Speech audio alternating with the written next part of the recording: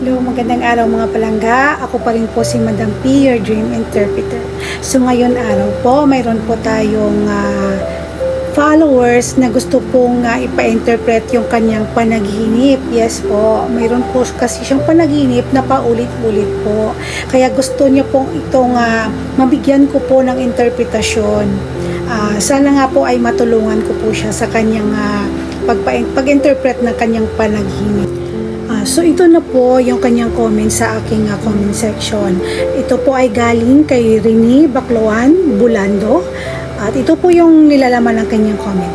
Madam, may panaginip po ako na paulit-ulit na rumaragasa na tubig.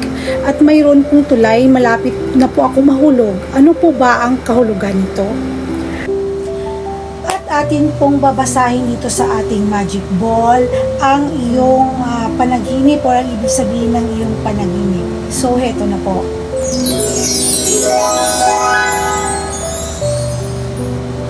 Ang ibig sabihin po ng iyong panaginip tungkol sa rumaragasang tubig ay maaaring sinyalis ng iyong emosyon.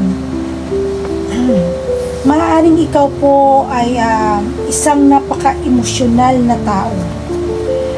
At ito rin po ay nagpapahiwatig ng mga bagay na madali ka pong masaktan o mapapaisip kapag meron ka pong tao na nagbibigay ng kanilang opinyon o di kaya ay mga saloobin nila sa iyo.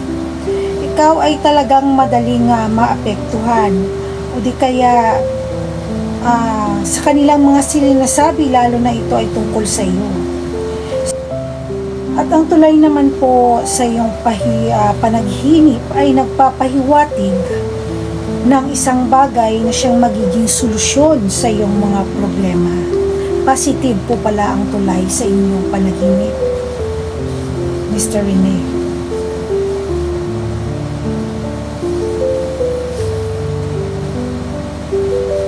At ito po ay nagpapahiwatig na may isang tao na darating sa iyong buhay na siyang magiging anghel de la guardia niyo. Pero mag-ingat lamang po kayo sapagkat muntik na po kayong mahulog dun sa tulay na naroon sa iyong panaginip. At yun po ay mayroon ding pahiwatig na dapat ikaw po ay mag-ingat dahil nakadepende po pala sa iyong reaksyon ang magiging resulta ng mga bagay-bagay para sa iyo. Kaya nasa iyo pong mga kamay ang pagdidesisyon sa buhay kung magiging matagumpay o kabiguan ba ito sa iyong hinaharap. Kaya po ang masasabi ko lamang ay dapat na pag-isipan niyo po munang mabuti bago niyo po gawin o bago niyo po padesisyonan ang isang bagay.